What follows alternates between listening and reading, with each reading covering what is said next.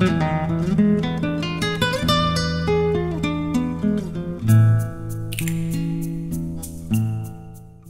forårsmorgen, da jeg bladrede i avisen og læste op og ned om bankerne og krisen, der blev mit øje pludselig fanget af parolen: få ordnet tænder, for det halve tag til Polen.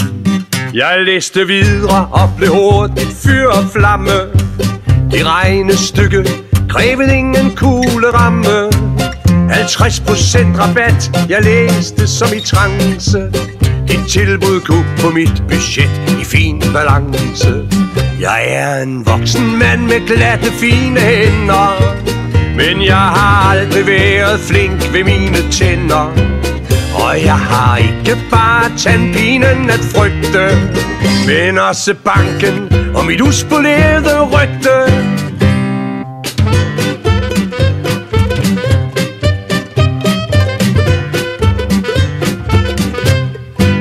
Jeg sad en stund med regnestykket på min læbe og følte eftertænksom på min ømme kæbe.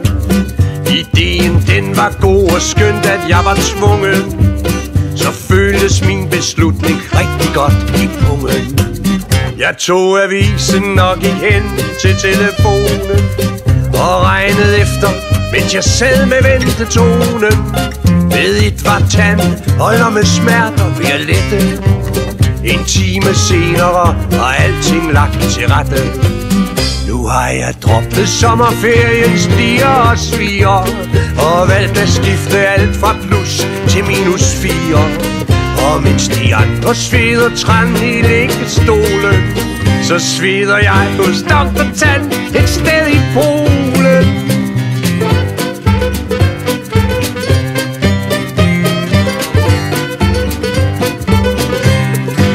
Så brændte dagen, jeg stod klar ved havelågen, da Dr. Tandtools kom imod mig gennem togen.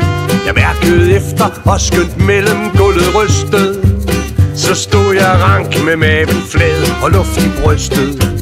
Vi samlede fat i røve op i 4 timer. De sad med lukket mund så tæt som sild i stimer.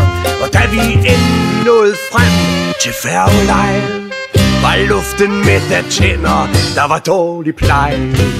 Med Dr. Tandtools er vi nu på vej til Polen. 4 nye broer og lidt lattergas i stolen. Glem alt om pine, banker, krise og ruin. Tag ud med Dr. Tand og få et billigt grin.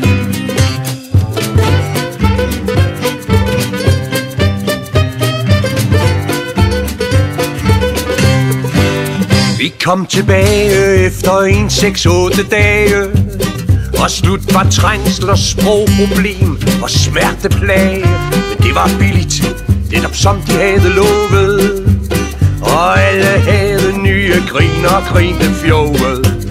Da bussen kørte bort, stod jeg igen ved lågen, men jeg var denne gang lidt mere træt end vågen.